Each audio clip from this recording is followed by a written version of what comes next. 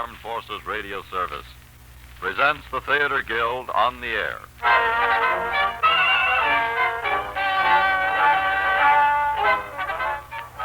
Each week at this time, the Theater Guild brings you an interesting dramatic presentation with a cast of prominent stage, screen, and radio personalities.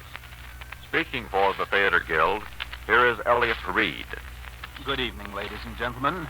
Tonight we bring you the radio premiere of a recent Theater Guild comedy stage success, The Silver Whistle by Robert E. McEnroe. James Stewart is on hand to play Oliver Erwinter, and Diana Lynn will be heard as Miss Tripp. They will be supported by a fine cast, including members of the original New York Stage Company. So, with an appropriate toot, we raise the curtain on The Silver Whistle, adapted for us by Robert Anderson and directed by Homer Figger.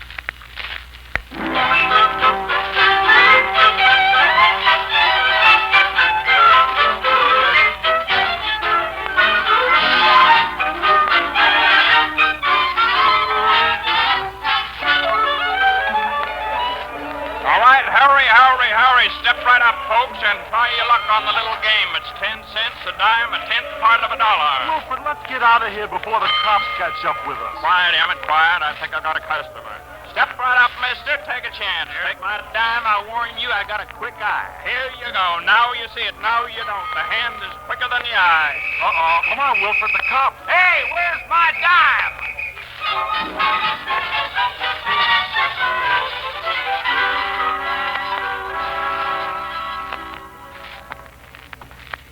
Wilfred, whatever made you think you could pick us up a couple of bucks as a shell game operator? I used to be pretty good at it. When? At the faculty club, amusing my fellow instructors after lunch. Emmett, I'm hungry. That's the only reason I tried it. I'm hungry. Well, you got the cops after us. That is what you did. No, they won't follow us into this township. We are still in the same county. The cops don't bother me, Emmett. What bothers me is my stomach. You and I have been knights of the road for nigh on to 5 years. I don't think I've ever been so hungry. I think I'm going to have to eat that rooster you carry around with you in that cage there. Yeah, Homer, that means you. Over my dead body you'll eat, Omar. Well, that could be arranged, too. You know, I'm starved. I'm so hungry I might even consider working for a meal. Wilfred, what are you doing? I thought we agreed that we would not lower ourselves to poking through trash baskets. Yes, I just thought I might look at the want ads in the newspaper. Look, I am hungry, too, but no respectable vagabond ever works for a meal. What is that?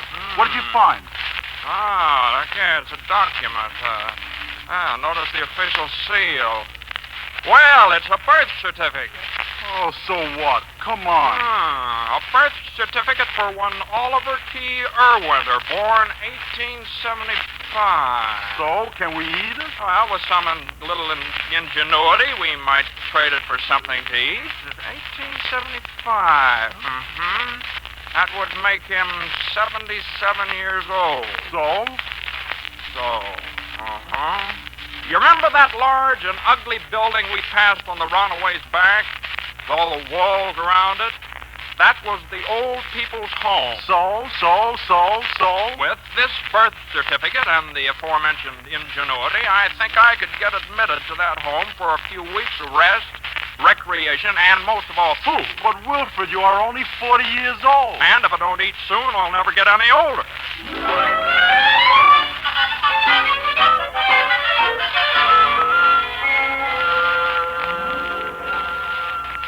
I tell you, Mr. Beebe, I don't belong in an old people's home. Just sitting around here in the garden with a 10-foot wall all around us, waiting. Well, Mrs. Hanmer, as long as we have to wait, we may as well sit. Nobody cares about me, Mr. Beebe. They're willing to let me sit here and rot. What did you say? Rot, Miss Hoadley, rot. Pick up your ear trumpet. I'm all right. Hoadley's all right.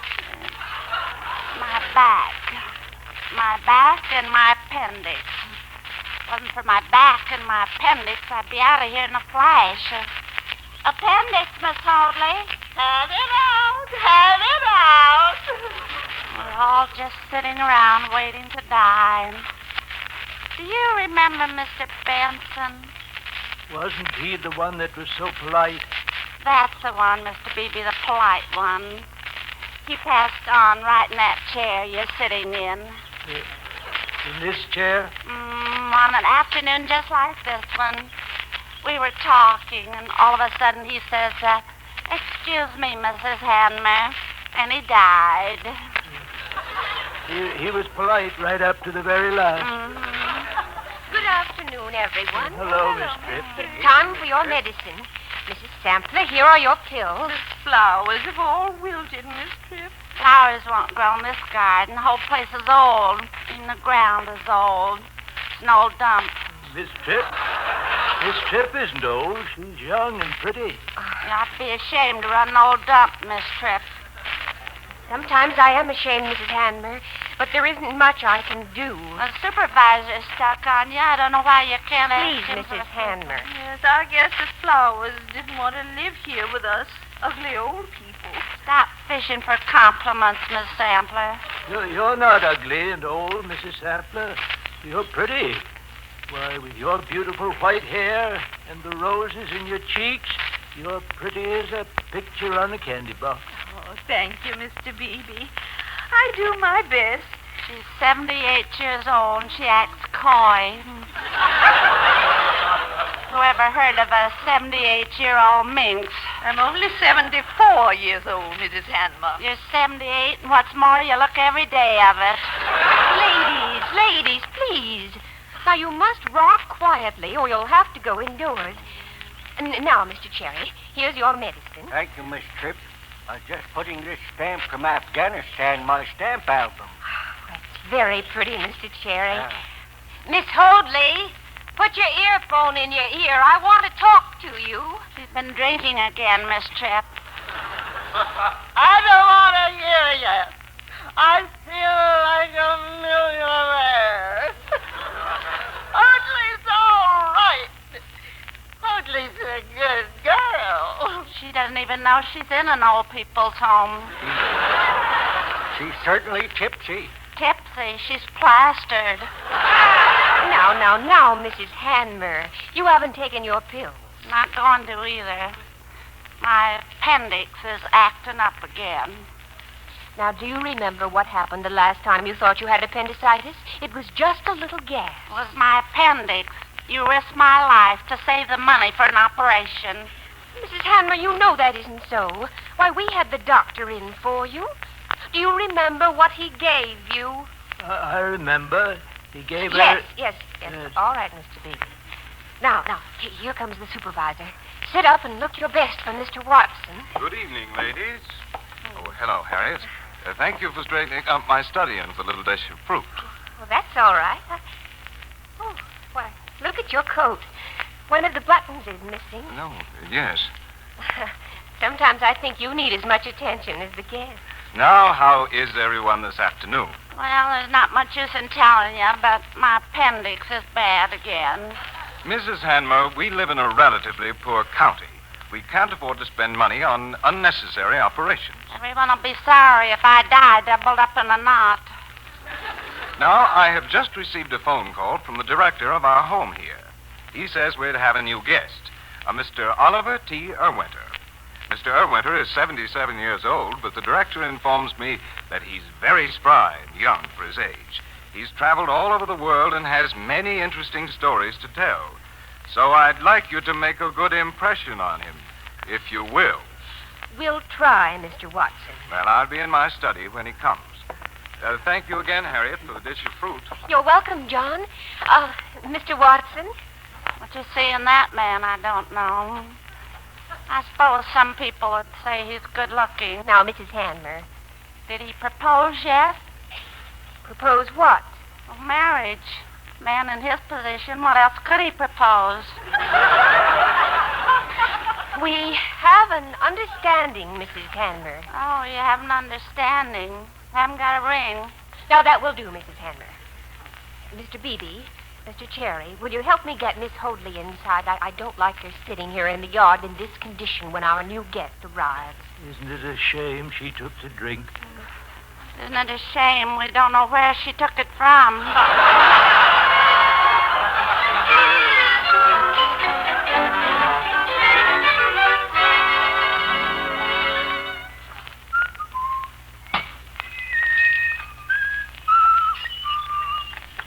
Good afternoon, ladies. Is this the home of the aged? Can't bring that bird in this yard. Madam, you have offended my rooster. Quiet, Omar. Quiet. Who are you, sir? I am Oliver Erwinter, the new guest. What?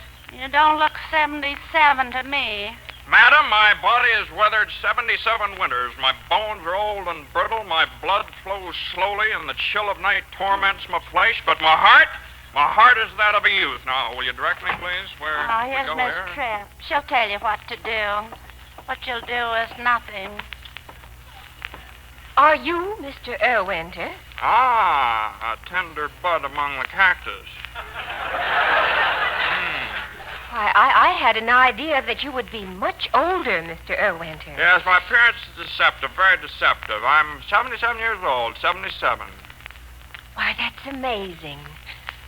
I don't mean to offend you. Not offended in the least, no. To allay all doubts, I've brought along my birth certificate. Here it is. But, yes. Where is your luggage, Mr. Erwinter? Well, due to a disastrous fire which wiped out my effects, I have nothing in the world except this lovely rooster in the cage here. Looks as though I've been a rooster too long. Madam, this is Omar, the greatest living fighting cock in the world today.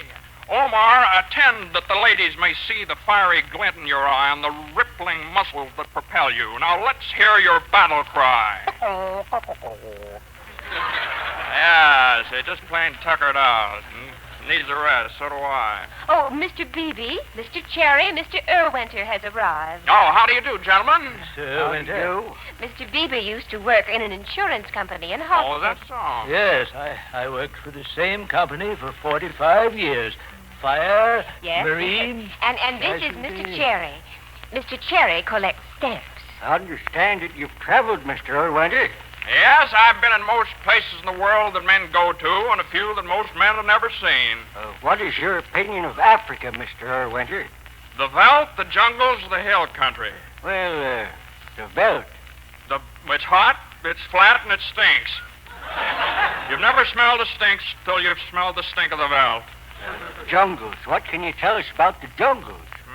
You know what the veldt's like. The smell.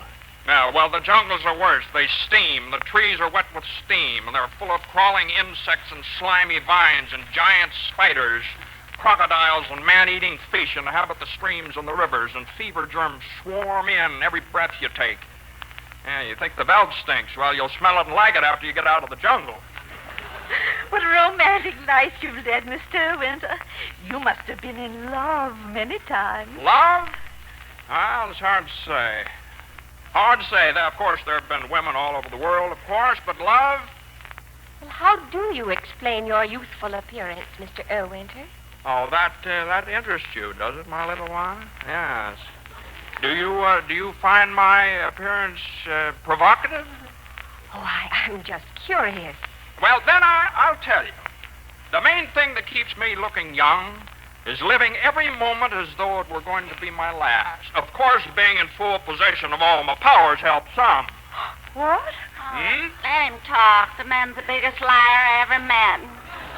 Mr. Erwinter, there are some things we don't talk about here. Oh, forgive me. I had forgotten that one so young and lovely was listening. You're a very attractive woman. You're far too attractive to be trapped in such a dingy place as this. Tell us more about keeping young, Mr. Erwinter. Oh, well, yes. Back in 1918, when I was, back in 1918, when I was 45 years old, I made a trip into outer Mongolia. Why did you go there? No reason. I'd never been to outer Mongolia, and I was 45 years old. I decided it was high time that I went there. So you just went? Just went, that's all. Yes, it was there that I first met Lo Chin Poo, the man who set my sights on destiny. He spoke English? I speak Chinese. And one day as we walked, we looked into each other's eyes, and I had knowledge. He swore friendship, and he gave me a great gift. A potion of twin sea. No man could give another more. But what was the potion for? The potion was the elixir of youth. After man had crossed the meridian of life, these emotions cool. The potion of twin sea brings back to life that force in man that makes him flame. Oh, my, do you suppose Mr. that... Erwinter, I think before things go any farther, you'd better meet Mr. Watson. He's the superintendent in charge here. Would you come along?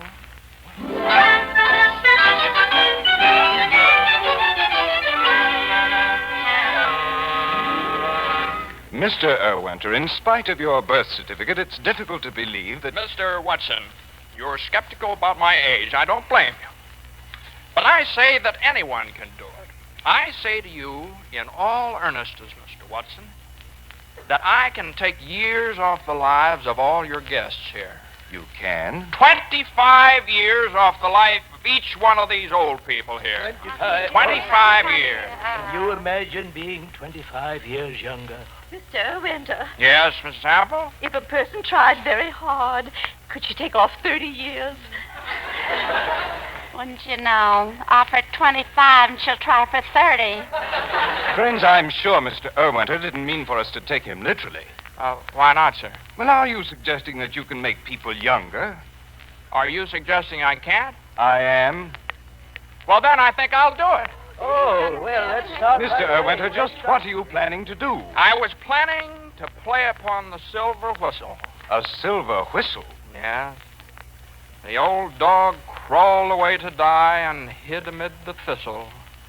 Then joy and youth came back to him on the note of a silver whistle.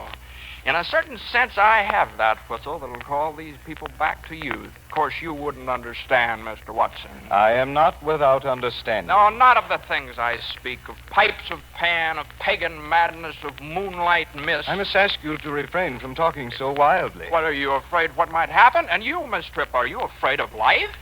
She is not afraid, Mr. No, Erwinter. you answers all her questions for her. I say again, Miss Tripp, I find you very attractive. Well, thank you, Mr. Erwinter. Miss Tripp, please. Why, is it against the rules to tell Miss Tripp that she's attractive? That's supper. We must all go wash up. Oh, supper, food. Oh, yes, I was hoping you'd eat early. Hey, Mr. Erwinter. Mr. Erwinter.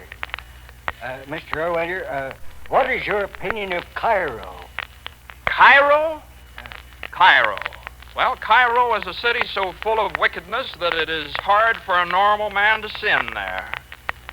I like it very much.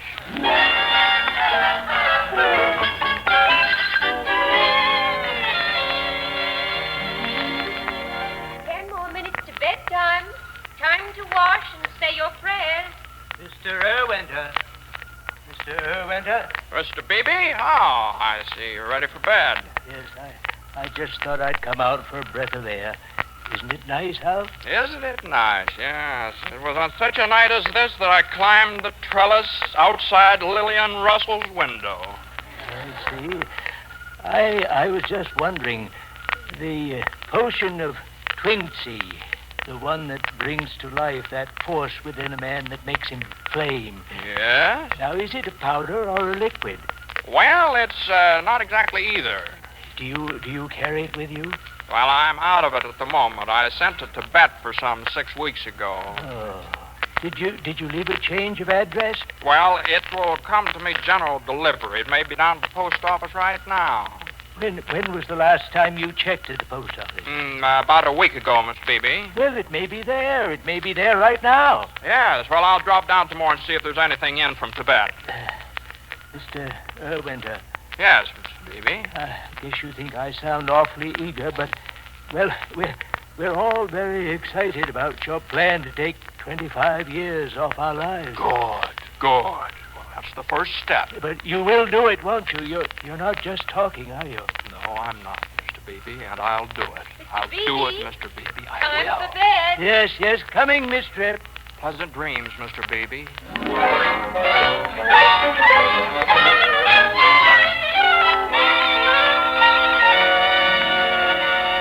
Mr. Erwinter? Mr. Winter? Yes, Miss Tripp. Here I am over in the orchard. You're supposed to be in bed, Mr. Winter. It's 9:30. At 9:30. Oh, well, I never go to bed before 2 or 3 o'clock in the morning. What am I going to do in bed? Oh, won't you be able to sleep? At 9:30? What? Do you go to bed at 9:30?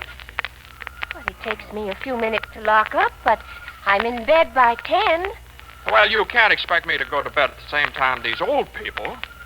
Mr. Erwinder, if you're old enough to be a guest here, you're old enough to go to bed. Yes. When was the last time you were kissed by a man? I don't think that's any of your business. Oh, well, don't be afraid to tell me, my child. I'm an old man. Well, now, which is it? Do you stay up late because you're young, or do you pry into my private life because you're an old man? The moonlight does something to your hair and your eyes. You're very beautiful. Why are you hiding here? What are you running away from? Mr. Erwinter, I don't know you. Why, I've never seen you before today. Can you stand there and tell me you'd just as soon go to bed at 10 o'clock at night on a moonlight night? It's the only way I know to get a good night's sleep. Sleep? Do you want to sleep your life away in this place while life is passing you by? What have you done with the thousands of moments in the past 3 years? Let them slip away, perhaps? Well, you can't stop them. But you can live them. You can live each moment. Live them? How? You can't just go around waving your arms. Here, give me your hand. Here, stand over here close to me and look up at the moon. And think back when, as a child, you first made that wish on the evening star. Why, that seems so long ago. You were young and slim and swift, a creature who was part of nature. You were No, you keep looking at the moon. When I was very small, I thought that the moon was a hole in the sky God looked through to watch us. When you were a child, you responded to the wind and to the flight of a scarlet bird at sundown. I remember when I thought that rain was the tears the stars made when they cried. And you were alive. Each moment brought fresh enchantment without searching. Oh, yes. Harriet? Harriet? Oh, that's John. That is Mr. Watson. By what right does he call you after 10 o'clock? Well, you see, I told him I'd sew a button on his coat for him. Oh, well, look, here, I need 2 buttons sewn on my end, see? Well, yes. Yes, so you do. But John, that is Mr. Watson, I promised him tonight. Well, how about tomorrow night? Will you promise me? Tomorrow night? Well, all right, yes. Yes, tomorrow night. But now you must go to bed. But I don't feel like going to bed. I feel full of life. I don't care what you're full of or how you got full of it. You're 77 years old and you've got to go to bed.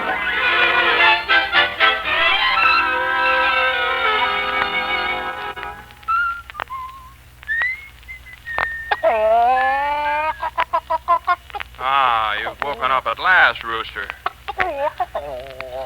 You know, you've been a disgrace to me here among these people, Omar. I said you were a fighter, but you do nothing but sleep. These old people depress you, do they, Omar? Well, it is depressing.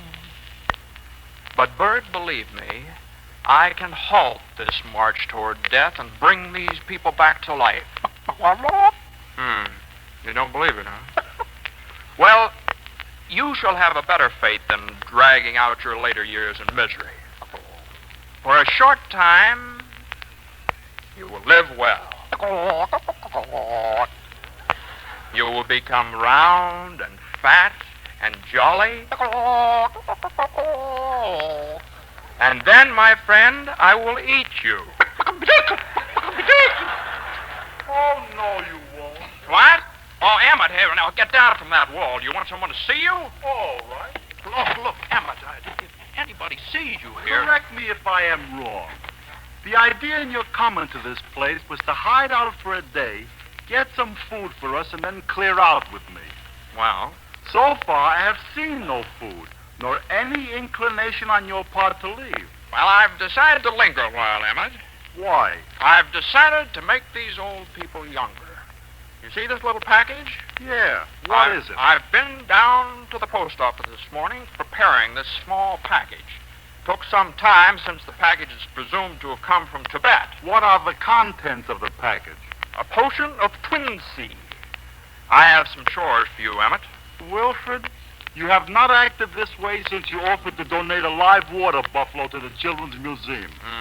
Do you fancy that by giving them an imaginary potion, you can make them younger? Of course not. The potion is just a prop. I'll force them out of the mental ruts they're in. The mind is the secret of youth, Emmett. These people's minds have tricked them into being old. I'm going to turn them inside out. Even if it kills them, which it probably will. No, the charming Miss Tripp is a lovely woman, and she has kindness with feeling toward these people, but she doesn't understand their needs. I've been quite touched by these people, Emmett, and I intend to help them. Oh, the charming Miss Tripp. Mm-hmm. May I remind you, Wilfred, that so far in your life you have been engaged to 5 women. May I further remind you that I extricated you from all 5 predicaments. Yes. Now, I want you to do something for me. I want you to go out and get me a croquet set, a bingo wheel. Wilfred, while the police outside are still scurrying around looking for you, you sit here dreaming up phony schemes, falling in love. Now, will you do these chores for me, Emmett, and then I'll be off with you. I promise. Let me remind you, Wilfred, love holds hidden dangers. Love leads to marriage. Marriage leads to work. Work is a living death. Think of this, Wilfred, and be warned.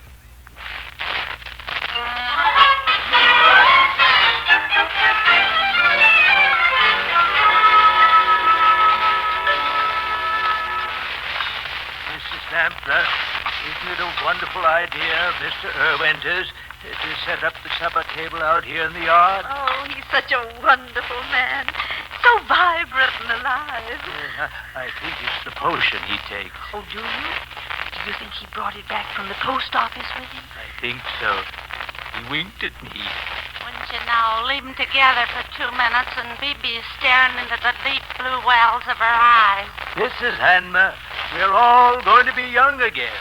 Perhaps Mrs. Hanma feels there isn't any hope in her case. Oh, Claus. Well, listen to me, you baby blue-eyed crown. I'm not old, but I'm old enough to know when to stop making a play for men. Well, since you're such a reasonable woman, you must have stopped years ago. Why, you outrageous lady. Oh, now, come, girls. Not before supper. It's bad for the digestion. Now, everyone take their same seat, please. Mr. Cherry. Miss Hoadley. Now, may I have your attention, one and all? May I have your attention, please? As we eat, I'd like to tell you of a plan I've made. Oh, my, yes, let's hear the plan. What is your plan? I think all of you will agree that Miss Hoadley should have a hearing aid with batteries. Miss Cherry should have new stamps. Miss Sampler should have flowers that will grow. And Mrs. Hanmer should have her operation. Yes, of course. And me? Did you have something in mind for me, Mr. Erwinder? Oh, yes, Mr. Beebe. Yes, there's something for you. I'll discuss that with you later in private. I understand. Now, in order to obtain these things, it'll take a slight amount of money. Now, to raise the money, we shall have a bazaar. Oh, my Oliver, goodness. I'm sure that Mr. Watson wouldn't like that. With a little ingenuity, we might make $500-600. Oh, well, if we can make that much, I think we ought to try. A bazaar, you gotta have a lot of things. Bazaar and this dump. Now, never mind. I will arrange everything. Big talk. Trying to make an impression on Miss Tripp. Now, Mrs. I give you my word. I give it. And now, before we start eating, we ought to have a little song, some sort, to put us in the proper spirit for this wonderful repast Miss Tripp has prepared. Now, how about a song, so let's see. Little brown jocko, I love thee. Little brown jocko, I love thee. May I ask what this demonstration is all about? Well, we were just singing a song. Well, it just so happens the church next door is having their evening service. Where did this table come from? It's the dining room table. We thought it would be nice to have an outdoor supper. It seemed harmless. Because it was harmless. May I ask, Mr. Erwinter, what you had to do with this? I thought of it. You all know where the table belongs. I want it put back there at once. But, Mr. Watson, we were having such a good time. And I'm sorry. First party we had in months. Miss Tripp, may I see you in my office, please? I told you, there ain't nothing gonna happen, nothing at all. That's the end of your bazaar, Mr. Oliver T. Erwinter.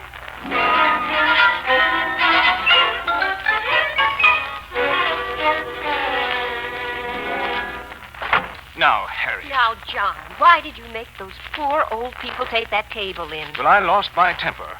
I'm sorry. You should be. Well, tell them they can bring it out again. It's too late now. Harriet, Mr. Erwinter seems to be an upsetting influence here. Whom does he upset? Our guests, of course. And you? Yes, and me. He forces me into the position of a killjoy. But I can't help it. I have certain responsibilities, rules to enforce. Personally, I have no objections to him. He seems to be an interesting man. Fascinating. He has a great deal of charm. I imagine that he must have been quite handsome 30 years ago. What's the matter with him now? His face is wrinkled. You haven't seen him up close. Harriet! Has he made any advances? Well, he tried to kiss me. Doesn't he know we're engaged? How could he? There's no ring on my finger, no date set. And the last time you told me you loved me was 4 months ago. Well, people who are in love don't have to keep proving it to each other. Are you ashamed of being in love, John? Of course I'm not ashamed. Well, then can't you say, I love you? Oh, all right, then. Oh, this is foolishness, foolishness. Then the next time I shall let him kiss me. No. And that will be tonight, yes. No. Yes. Has it occurred to you that in just 23 years he'll be 100 years old? Yes.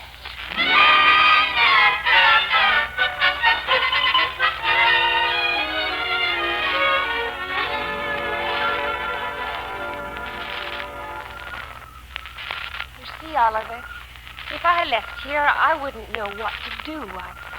I wouldn't know where to go or how to get the most out of life. Listen, Harriet, I can show you where a golden cockatoo sits in a little crooked tree, where a shaft of saffron yellow sunlight illuminates a single blood-red rose. I can take you to strange, enchanted places where mystic things can happen to the soul, and I can give you love. Oliver, I should tell you. Yes, tell me what? That John, that is Mr. Watson and I, have an understanding. And just what do you two proper people understand? We understand that someday he will put a ring on my finger. Well, if you want a ring, I'll give it to you now. Now, Oliver? Why, we're in love now. Why wait 3 years to confirm it? I regret the fact that I don't have the proper ring to put on your finger, but well, here, this beautiful cigar band I have here. This will serve as a symbol of our love. But Oliver, shouldn't we talk it over first? What is there to talk about? Besides, I'm not the chatty sort. How can I know my mind on such sudden notice? You don't, nor do I know mine. But the grave is no place to find the final calculation that tells one that it is safe to love. There, now, the paper jewel is upon your finger. Now we'll promise all the things that lovers vow. Mr. Erwinter? Oh, dear, passion in a goldfish bowl. I promised Mr. Beebe and Mr. Cherry that I'd have a little chat with them in their room before they went to bed, but you'll meet me here later, after they're all in bed. You'll come? Yes, I'll come, Oliver. Mr. Erwinter? Yeah, till 10 o'clock then. Farewell. Coming, Mr. Beebe.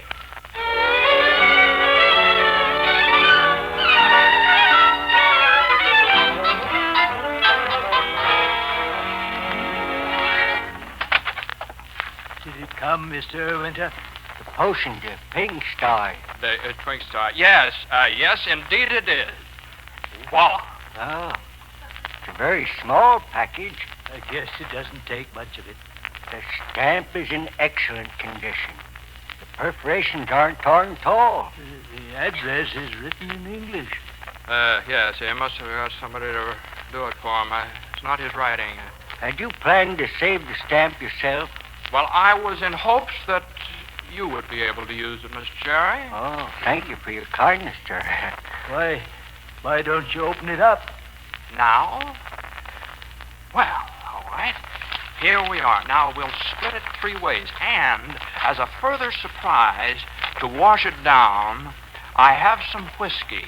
Mrs. Hoadley's whiskey. Where'd you find it? Little ingenuity. Whiskey and a potion of Twinsty. Oh, we're in for a wild night. Mr. Beebe, you're first. I'll have one. They look like rolled up breadcrumbs. Rolled up pellets of youth, Mr. Beebe. Have one. That's right. Now we'll wash it down with a little of the tears of Highland lassies. Wash it. There we are. My goodness, I'm nervous. This is my first time. I know. Just take it easy. Now, Mr. Cherry, you're next. Thank you, but I don't think I'd better. Oh. You said you would? I'll keep the stamp, though, if I may. Oh, now, you're safe in taking one, Mr. Cherry. Now, they can't hurt you. Look, you eat them right like candy. I just eat them like candy. Well, try one just to see what they're like. That's the spirit. That's the way to do it. There. Come fill the cup, and in the fire of spring, the winter garment of repentance fling. How do you feel, Mr. Beebe? Well, I don't feel anything yet. Well, have patience, my friend. The potion is up against enormous odds. Now, maybe have another little drink, huh? There, now wash it down. How's it now? You feel anything now? What should I feel? What should... my friend, how can one man tell another what he will feel like when he takes the potion of youth? You'll feel what you will feel, my friend. Well, there we are. Now it's breaking through. I feel as wild as a tiger cub. You do? That's the spirit. Come on, Cherry. Let's ring bells. Let's rattle doorknobs. Rattle doorknob? What do you mean, Mr. Beebe? Come on. Mr. Beebe, do you think you'd better? I'm going to. Come on, Mr. Cherry. Rattle doorknob. Mademoiselle from Armentiers, parlez-vous. Mademoiselle from Armentiers, parlez-vous. Mr. Beebe. Mr. Cherry. Mr. Watson. Go to bed, Mr. Beebe. Mr. Cherry. Pleasant dreams, gentlemen. Mr. Erwinter, we do not pretend that our way of life here is absolute, nor do we state that it's the only correct approach to living. But it is ours. And by the standards of this home, what you have just done was anything but proper. I will see you in the morning. Till then, good night, sir. Now, Mr. Watson. In the morning, Mr. Erwinter.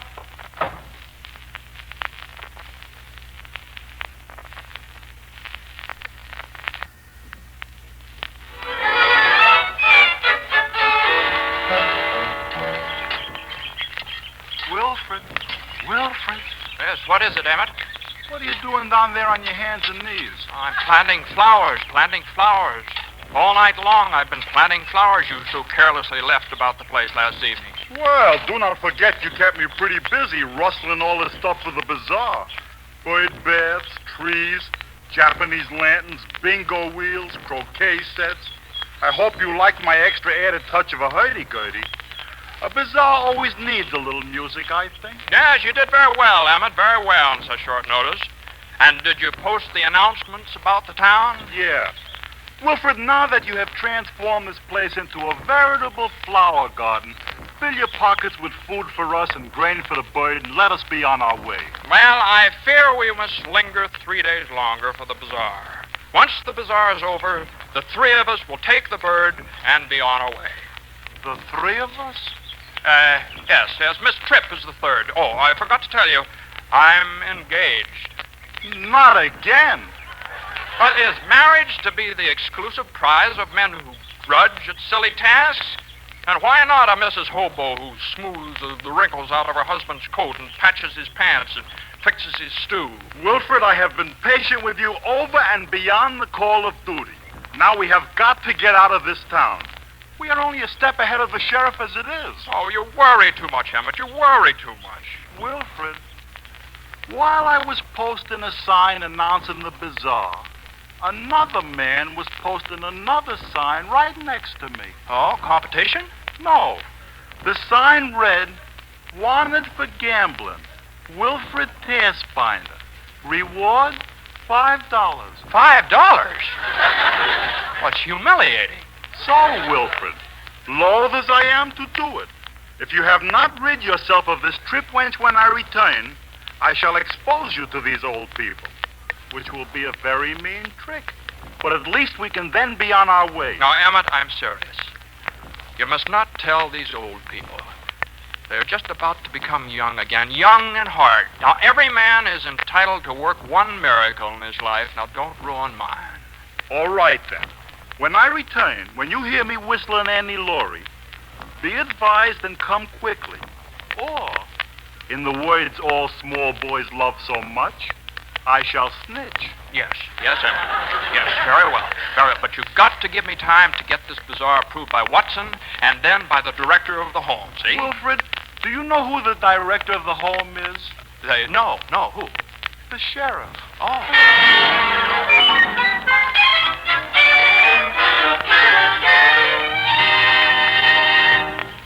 Look, everyone. Look at the garden. That's remarkable. Flowers, streamers, and look, a bingo wheel. Try it. Whee! Can't believe my eyes. I'm looking right at it and I don't believe it. I thought he was just talking. We're getting younger by the minute. Don't you feel it, Cherry? I feel quite exhilarated. How'd it happen, Mrs. Hanmer? That crazy Erwinter must have done it. You do look younger, Mr. Beebe. It's just the way he says. You look 25 years younger. Wait until Mrs. Sampler sees you now. Oh, am I going to court her this morning? You can court her too, Mr. Cherry. We'll make it a triangle. Hey, look, a hurdy-gurdy. Miss Hoadley. Yes, Mrs. Hanmer, speak up, right into my ear. Come over here. Mrs. Hanmer, you've curled your hair. I have not. Yes, you did. Now listen. Did anybody try to get in your room last night? I didn't hear anybody. Well, never mind what you heard. Did you see anybody? I didn't see a soul. Somebody tried to get at me, rattled the door handle. What did you do? What do you think I did? I'm a lady. Everybody knows I'm a lady. Well, you curled your hair. I never seen your hair curled before. Look, here comes that coy minx done up to the teeth. I'd be ashamed. Oh, it's a fairyland. A lovely fairyland. Oh, I feel like a girl, a little girl. Miss Sampler, you look so pretty. Just to look at you is like looking at a picture painted by a painter. Oh, Mr. Beebe. Careful, here comes trouble. What's happened to this yard? Where did all these things come from? We don't know, Mr. Watson, but don't they look nice? Well, yes, they do, but... Well, I'd feel much better if I knew where they came from. You all seem to look different today, too. Well, we're all dressed up. Mrs. Hanmer curled her hair. We're getting younger, too, Mr. Watson. Well, I must admit that you all look younger. Much younger. But what's the yard all done up for? The flowers, the streamers. What's this wheel for? That's for the bazaar we're giving here today. That's a bingo wheel. Bingo? A bazaar? Oh, but you can't have a bazaar without the permission of the director of the home, Sheriff Chandler. Oh, I made cookies. That's right. Miss Hoadley made cookies, and I made marmalade, and Mrs. Hanmer baked bread, and Mr. Cherry and Mr. Beebe worked very hard making the booths. Oh, and we had such a good time doing it all. And signs have been posted all over town announcing... What? What'd you say?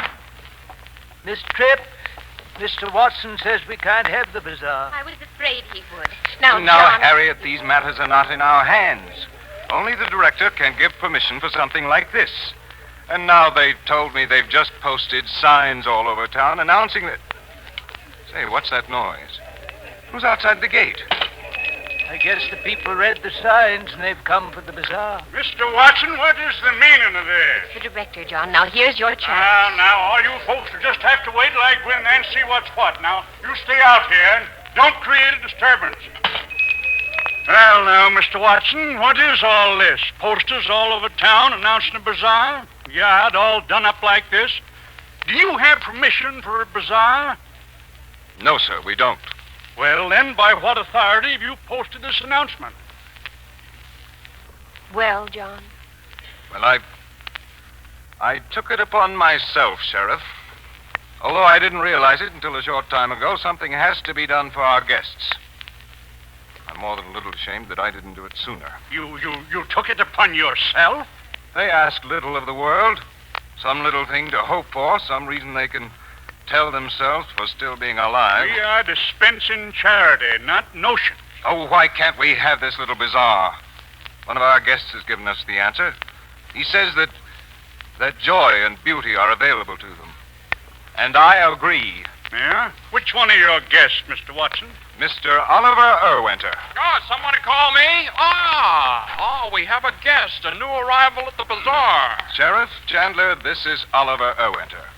Oliver, this is the director of the home. Yes, well, Mr. Watson, I say that these games like bingo are cheap and foolish. They're just a waste of time and money. Now, Mr. Chandler, permit me, please. Now, you've forgotten how much fun this silly little game can be. Now, this little shell game I have here is a fascinating little thing.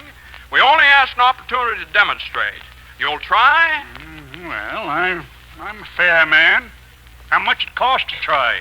A nickel will pay you 5 to 1 if you name the shell that the pea's under. Well, all right, I guess so. Well, here's my nickel. All right, go Here ahead. we go. Now you see it, now you don't. Jack me dimple, Jack be quick.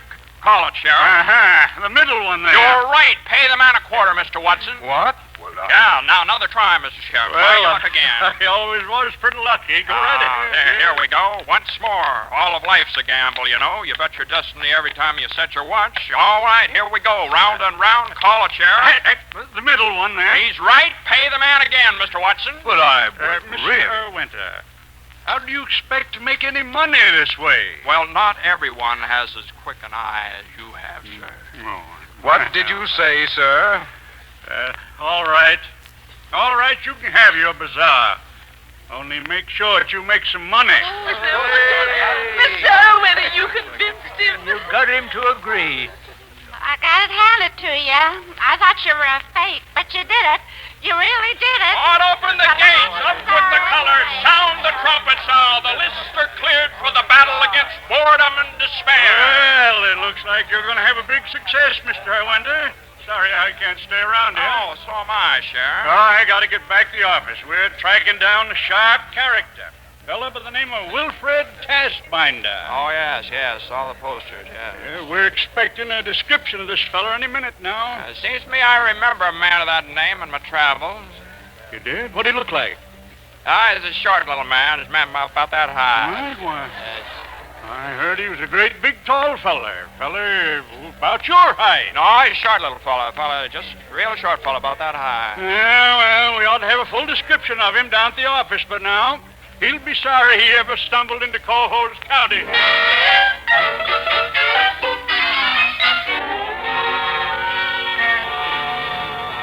Oliver, we should be up at the bazaar helping. We'll return in a minute, Harriet, but first I must talk to you, and my time's a little short. Yes. Everything seems to be happening at once. The bazaar's only been open a couple of hours, and already it's a great success. And, of course, our engagement. My dear, have you broken your engagement with Mr. Watson? No, I haven't told him. I didn't think that... Well... Yeah, you're engaged to 2 men, then. A sort of promised bigamy. I can see now how bigamists get into bigamy. Yes. My dear, perhaps you have one more fiancé than you need. Well, things have happened too quickly for me to understand them.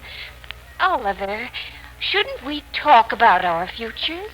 Why, we have to plan our lives. Oh, it's wrong to plan lives.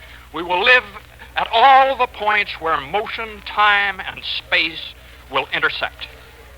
Oliver, if we were to have a home, it would have to be in one certain place.